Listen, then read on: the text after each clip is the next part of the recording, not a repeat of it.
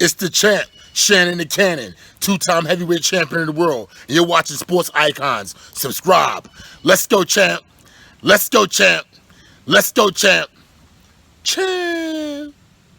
Right, so following on from the video yesterday where Mexico have asked Andy Ruiz Jr. to represent Mexico at next year's Olympic Games in Tokyo.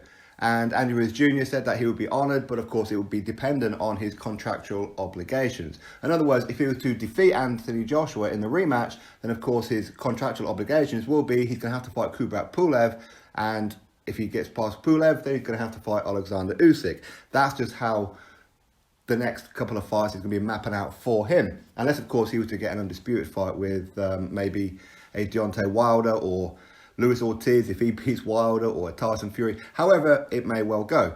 But, of course, if he loses to Anthony Joshua, which, of course, is my prediction, then he's going to be pretty much a free agent. And based on the money that he earned from the first fight, and certainly now with the rematch, to be honest, I can actually see him entering the Olympic Games, if of course Mexico still want him, if he gets beaten by Anthony Joshua.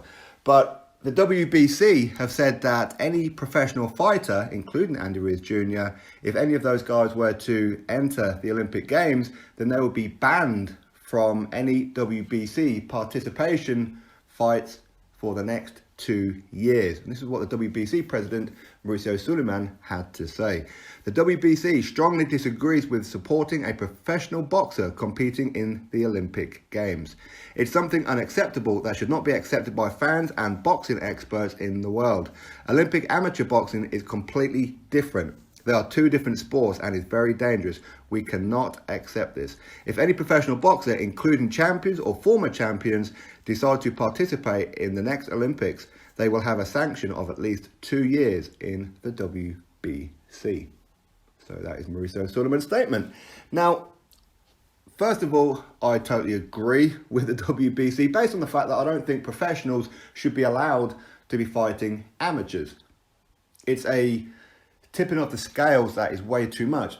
Professionals, of course, especially at the higher end, like a Andy Ruiz Jr., for example, is an unfair advantage over those who are coming through the amateur style, because the Olympic Games is the pinnacle for any amateur, okay? And if they were to get the gold, even the silver or the bronze, that's a good platform for them for when they turn pro. They'll probably get a good contract out of it and a fair bit of hype from their fellow countrymen.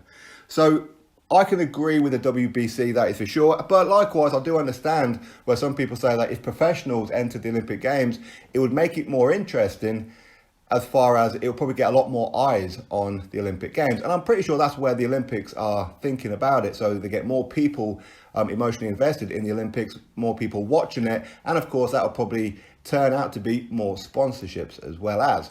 So again, I fully understand that, yes, it certainly would propel the Olympic Games a little bit higher to where it is. But the Olympics is always going to be popular anyway. But at the same time, as I said, it's an unfair advantage. It really is. And we've seen it before, only a couple of weeks ago, when some guy was knocked out cold. He was an American prospect. He got knocked out by some guy, I forget his name. But that guy who knocked him out was a professional. I think he had like half a dozen professional fights, which isn't a lot. And not to say that even if he wasn't a pro, that wouldn't have happened anyway. But still, it's going to add that little bit of negativity to people saying, well, that happened because he's a professional boxer. And this Olympic, or this potential Olympic medalist, this American who got knocked out, what's that going to do for his career going forward? Because what you don't need is, it's okay to lose the odd fight here and there as an amateur, okay? It doesn't really matter, because amateur is all about learning. But when you get knocked out cold, what is that going to have an effect on you, okay? So for me, I fully understand with the WBC, and like I said yesterday, I think that if anybody supports this, again, I do understand why you support it, but at the same time, would you accept, say, a Deontay Wilder taking on somebody who hasn't had a professional fight yet? So on his professional debut, he fights Deontay Wilder. Or a professional debutant taking on Anthony Joshua or Tyson Fury or Dillian White or whoever it may be. You wouldn't be happy. So it's the same kind of situation. Listen, albeit, okay, listen, they're going to have bigger gloves on, they're going to have head guards and all that kind of thing. So I do understand, and it is a different point system. Okay, it's more a technical fight more than a brawl. So again, maybe some professionals will be at a disadvantage going into the amateurs again. Anyway, listen, the WBC have said that if any fighter, including Andy Ruiz Jr, was to go into the tournament, the Olympic Games, then they will be banned from competing in any WBC sanctioned bouts.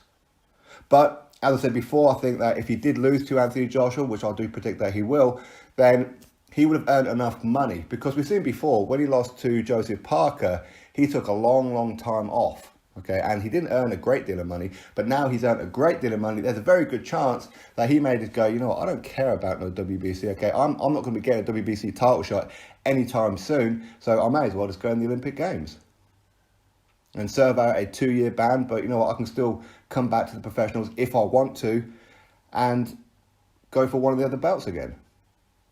So I think if Anthony Joshua defeats Andy Ruiz Jr, I can fully see Andy Ruiz Jr entering the tournament. But anyway, we'll have to wait and see, of course. So you drop your thoughts below about it. Do you agree with the WBC with their ruling that any professional fighter who enters the Olympic Games will get a 2-year ban from participating in WBC sanctioned fights? Drop your thoughts below, click thumbs up, subscribe. Catch you all on the next video.